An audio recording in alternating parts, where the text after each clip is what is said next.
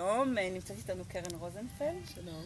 שלום, וקרן, אנחנו מאוד נשמח אם את תספרי לנו קצת על העסק שלך ואיך בעצם המדיה, האינטרנט, מסייעת לך בקידום שלך. אוקיי.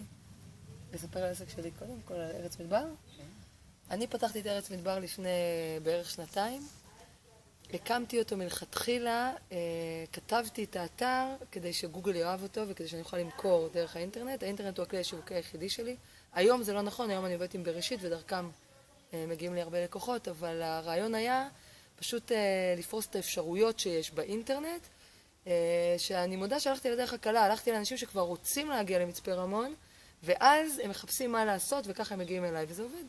איך את מגדירה בעצם את המוצר שלך? מה את מוכרת היום? כמו סוכנות נסיעות ספציפית למצפה רמון והסביבה.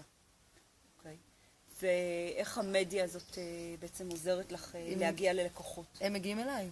אני פשוט מקבלת טלפונים. כל הזמן. עכשיו ההתלבטות שלי היא איך לסנן את הטלפונים שפחות רלוונטיים לי.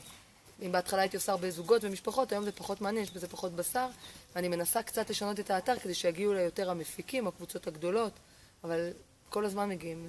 אז מה שאני מבינה ממך שאת מתעסקת בעיקר בקידום של האתר. לא, הקידום של האתר מביא לי את הפרנסה, אחר כך אני מתעסקת בלתת לאנשים מענה. לא, מבחינה שיווקית, את היום הערוץ המרכזי שלך של השיווק. מתחילת העסק וכל הזמן, רק דרך האתר, כן.